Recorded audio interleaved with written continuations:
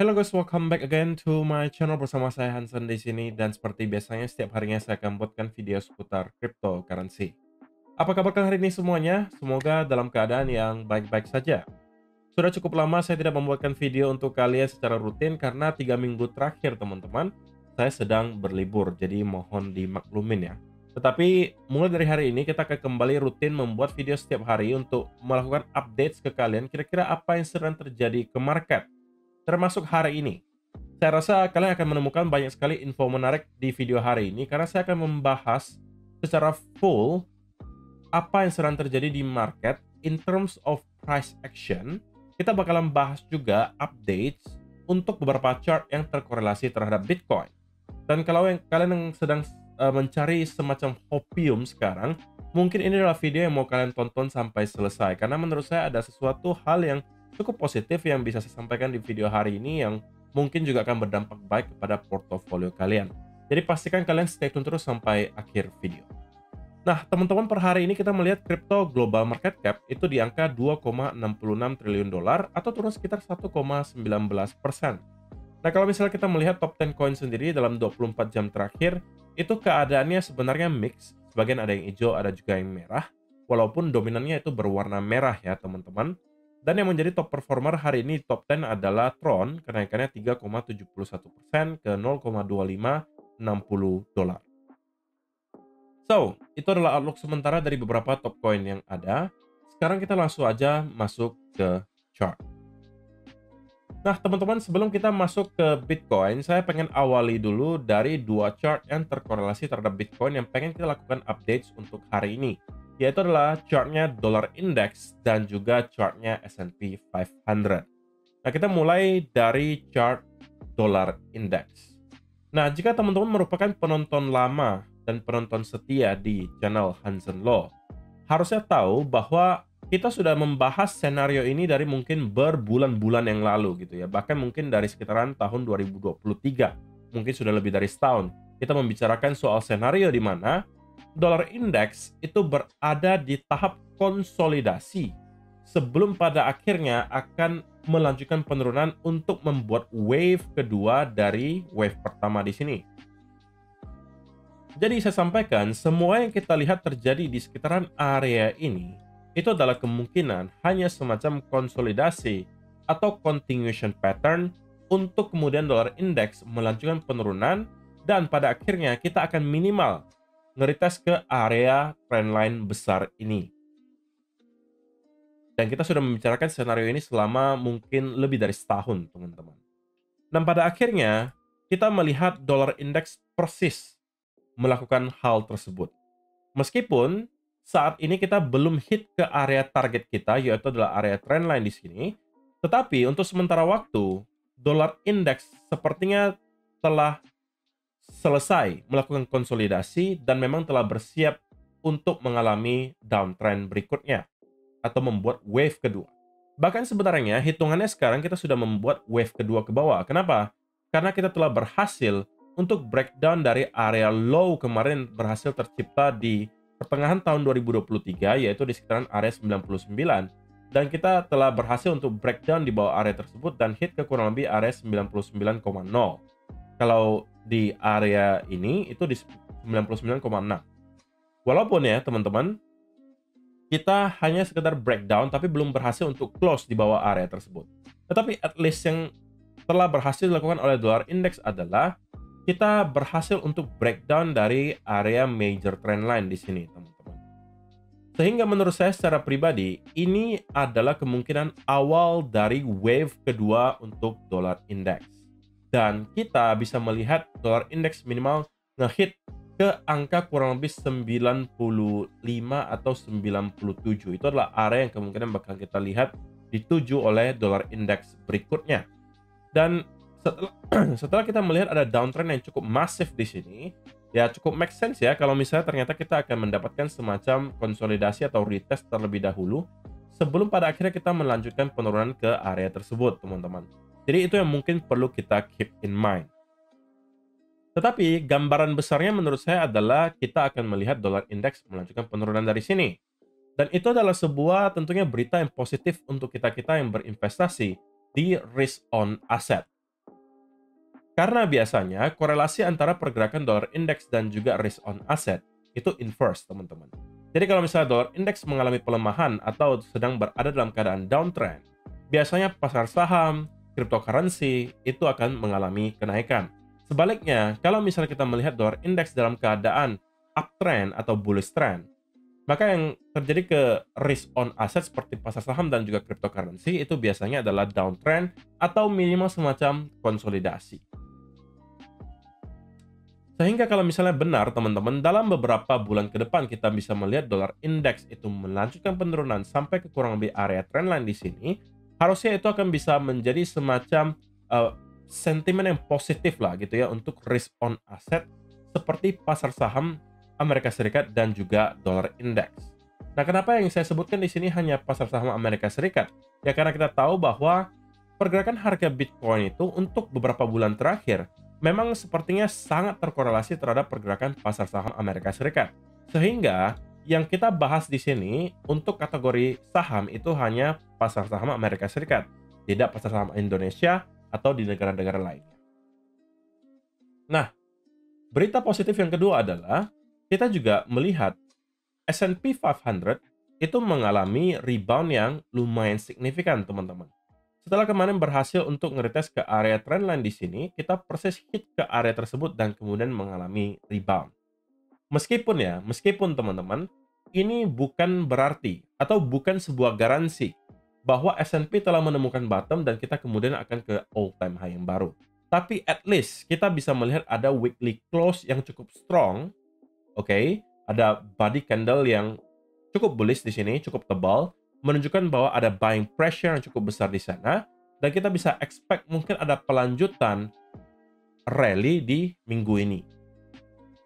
Meskipun bisa diawali dulu di awal minggu semacam pullback, semacam konsolidasi, sebelum pada akhirnya kita akan kembali melanjutkan rally.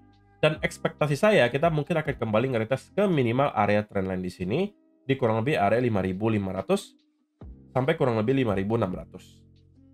Nah, jika teman-teman kita sampai berhasil untuk clear di atas area 5.680, maka ada chance yang cukup kuat bahwa kita bisa melihat S&P 500 itu telah menyelesaikan koreksi kali ini dan mungkin akan start mendapatkan konsolidasi sebelum pada akhirnya kita start untuk kembali melanjutkan rally. Nah, semua ini juga tentunya akan bergantung ya kepada apa yang terjadi selama beberapa minggu atau beberapa bulan ke depan in terms of makroekonomi. Tidak hanya persoalan interest rate di Amerika Serikat, tidak hanya persoalan inflasi, tingkat pengangguran, dan juga bagaimana policy dari The Fed berikutnya, tetapi juga kebijakan-kebijakan yang akan dilakukan oleh pemerintahan Amerika Serikat, terutama soal tarif ya teman-teman, yang sampai dengan saat ini juga sepertinya masih membuat market dalam keadaan yang sangat uncertain. Volatility di market selama beberapa minggu terakhir menunjukkan bahwa investor sepertinya kalang kabut, nggak ngerti harus ngapain, karena Donald Trump itu terus-terusan mengubah kebijakan yang dilakukan. Dia tiba-tiba bisa mengumumkan bahwa akan ada terjadi tarif, tapi bisa juga secara tiba-tiba mengumumkan bahwa mereka akan menunda kebijakan tarif mereka. Meskipun tidak diterapkan ke semua negara ya teman-teman, karena sekarang yang lagi hot banget itu adalah perang tarif antara China dan juga US. Sama-sama tidak mau mengalah, sehingga belum ada kebijakan untuk menunda tarif ke China dari Amerika. Sebaliknya, China juga melakukan hal yang sama, menerapkan tarif kepada Amerika Serikat dan terus melakukan kenaikan tarif untuk nge-counter kebijakan dari Trump. Nah, selama hal tersebut terus berlangsung teman-teman dan tidak ada titik temu, maka kita juga harus expect bahwa volatility di market itu akan terus berlanjut. Tapi tentunya harapan kita semua adalah hal ini bisa segera mereda dan market bisa kembali dalam kondisi yang istilahnya certain, yang stabil, sehingga kita bisa melihat lambat laun investor kembali chip in, kembali masuk, dan kita bisa melihat market lambat laun kembali mengalami recovery. Karena perlu kalian ingat ya teman-teman, salah satu hal yang paling dibenci oleh para investor adalah uncertainty. Nah, itu masuk ke dalam satu kategori, fear, uncertainty, and doubt. Itu yang paling tidak disukai oleh market. Makanya disebut sebagai FUD gitu ya, FUD. Fear, ketakutan, uncertainty, ketidakpastian, dan doubt, keraguan-raguan. Jadi ketiga hal tersebut yang sangat dibenci oleh market, dan sekarang itu sedang kita lihat terjadi, sehingga market berada dalam keadaan yang sangat uncertain. Semuanya sebenarnya mengalami drop yang lumayan signifikan, tidak hanya pasar saham Amerika Serikat, kita melihat di Indo, di Eropa, dan lain seterusnya juga mengalami hal yang sama. Bahkan dolar indeks pun drop. Yang lagi kenceng-kencengnya naik sekarang itu cuma emas, teman-teman. Jadi selamat kalau misalnya ada dari teman-teman yang menjadi investor emas ya. Harusnya 1-2 tahun terakhir menjadi tahun-tahun yang cukup positif untuk kalian. Nah, sekarang kita bakal lanjut ke Bitcoin, teman-teman. Apa yang sedang terjadi selama beberapa hari waktu terakhir ya? Nah, kalau misalnya teman-teman menonton video saya beberapa minggu terakhir, harusnya sudah tahu ya apa yang saya expect terjadi ke Bitcoin. Bahwa saya sampaikan semua yang kita lihat terjadi di sekitaran area ini, teman-teman, itu hanya merupakan bearish consolidation pattern untuk kita kemudian melanjutkan penurunan ke bawah. Dan kalau misalnya teman-teman yang ada follow Twitter saya, harusnya mengetahui bahwa saya sudah sempat nge-post hal tersebut. Kita coba lihat ya. Jadi ini saya post itu di tanggal 21 Maret, teman-teman. Sudah cukup lama. Saya sampaikan, ini adalah ekspektasi saya terhadap price action Bitcoin selama 1-2 minggu ke depan. Ya kan? Kita akan dibawa naik, dan kemudian kita dibanting lagi ke bawah, membentuk lower low baru. Dan itulah yang persis kita lihat terjadi selama beberapa waktu terakhir, teman-teman. Saya postnya kurang lebih di sekitaran area ini. Oke, saya katakan kita akan terus mengalami kenaikan dulu sebelum pada akhirnya kita dibanting lagi ke bawah membentuk lower low baru. Dan itulah yang persis kita lihat terjadi. Jadi kalau teman-teman mau info-info lebih cepat, kalian mungkin bisa follow saya di Twitter. Di sana saya akan nge-post cukup rutin, dan biasanya sebelum kalian dapatkan di video, kalian akan dapatkan di Twitter. Walaupun tidak semua saya bagikan di kedua tempat tersebut ya. Kadang-kadang akan ada konten yang berbeda, tapi intinya kalian kemungkinan akan mendapatkan hal yang positif di sana. Jadi pastikan kalian sudah follow Twitter saya. Nah, di Bitcoin, teman-teman, kalau kita zoom out ke time frame weekly, maka ada sesuatu yang sangat menarik menurut saya terjadi, yaitu adalah kita melihat ada bullish engulfing candle terlihat pertama kalinya sejak mungkin di akhir tahun 2024 kemarin. Ini saya bicara engulfing setelah adanya downtrend yang berkepanjangan. Oke. Kalau misalnya kalian sekedar mengatakan bullish engulfing, ya sebenarnya di sini juga bullish engulfing, tetapi ini tidak diawali oleh downtrend yang berkepanjangan. Nah, itu bedanya. Nah, kalau yang kali ini, teman-teman, bullish engulfing yang kita lihat itu terjadi setelah downtrend yang cukup berkepanjangan. Karena dari bulan Desember kemarin, teman-teman, hitungannya mungkin ya Januari deh kita anggap. Januari hingga dengan sekarang, atau sudah kurang lebih 3 bulanan lah kita anggap ya, kita mengalami downtrend. Dan baru pada akhirnya kita mendapatkan ada satu bullish engulfing candle di weekly. Menurut saya itu adalah sebuah sign yang cukup positif. Terakhir kali kita melihat situasi yang sama terjadi, itu adalah sekali lagi di pertengahan tahun 2024 kemarin. Ya kan? Kita mendapatkan ada downtrend yang cukup berkepanjangan di sini, sebelum pada akhirnya kita mendapatkan ada satu bullish engulfing candle. Dan itu adalah awal dari uptrend kita ke atas.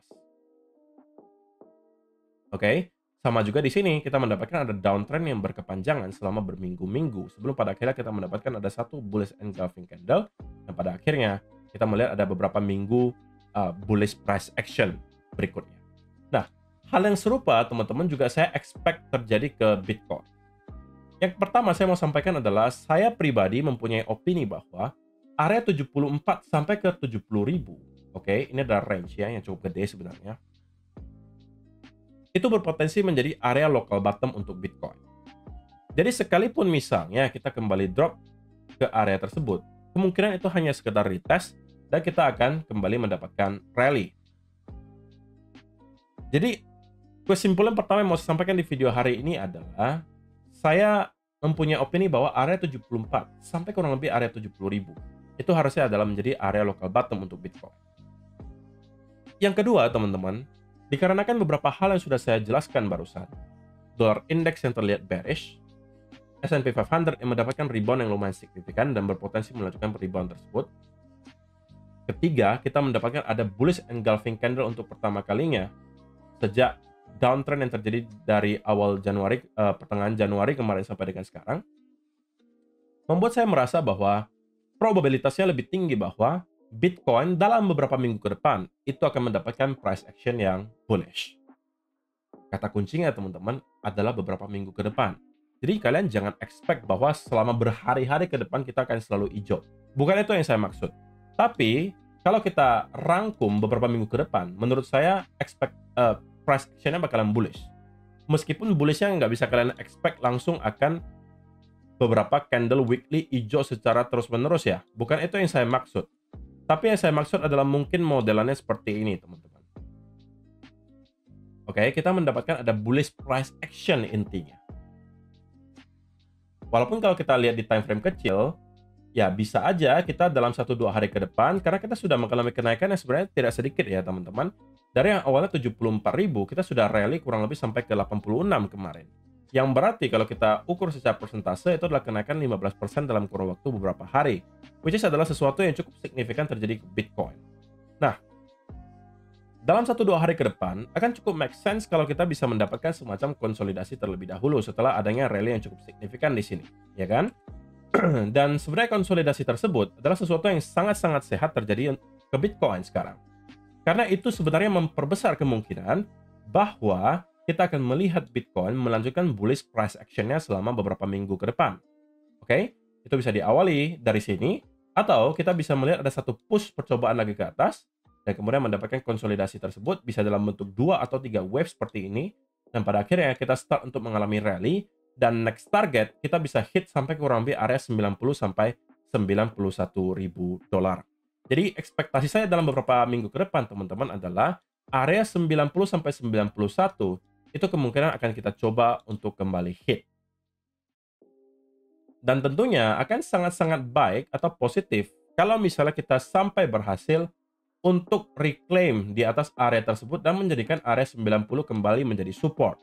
Karena itu berarti kita bisa expect akan ada pelanjutan kenaikan berikutnya sampai kemungkinan area major resistance berikutnya di angka 100.000 dolar. Oke, jadi kesimpulan singkatnya teman-teman untuk pergerakan price action beberapa waktu ke depan. 1-2 hari ke depan saya expect akan ada konsolidasi terjadi ke Bitcoin atau semacam pullback. Itu bisa terjadi dari sekarang, atau kita akan mendapatkan satu push lagi ke atas sebelum pada akhirnya mendapatkan konsolidasi tersebut, dan kemudian dari sana kita akan start untuk melanjutkan kenaikan sampai ke kurang lebih area minimal 90 sampai 91 ribu dolar. Nah, itu juga lah yang sudah saya persis sampaikan di Twitter saya tadi ya teman-teman. Saya baru aja tweet mungkin beberapa jam yang lalu. Jadi ini Bitcoin update, saya jelaskan panjang lebar di sini, kesimpulannya juga udah ada. Dan kalian kalau misalnya sudah follow Twitter saya, harusnya juga sudah sedikit banyak mengetahui bagaimana opini saya terhadap pergerakan Bitcoin beberapa waktu ke depan. Jadi kita bakalan lihat apakah opini saya kali ini akan kembali terbukti benar setelah kemarin kita secara sangat baik ya memprediksi pergerakan Bitcoin selama beberapa bulan terakhir. Dan saya sampaikan bahwa kita akan mendapatkan lower low baru, kita sudah persis melakukan hal tersebut. Dan sekarang saya mempunyai opini bahwa kita akan at least melihat ada semacam rally kurang lebih area 90 sampai 91 ribu dolar dalam kurun waktu beberapa minggu ke depan. Regardless apakah kita akan mendapatkan konsolidasi dari sini atau kita akan kembali sell off dulu membentuk lower low sedikit ke area 72, 70 sebelum pada akhirnya rally. Intinya area local bottomnya menurut saya ada di sekitaran 70 sampai 74, dan selama area itu bertahan area 90 sampai 91 kemungkinan akan bisa kita hit. Oke? So saya rasa itu aja sih teman-teman yang mau saya sampaikan di video hari ini, semoga bisa bermanfaat untuk kalian semua. See you in the next video.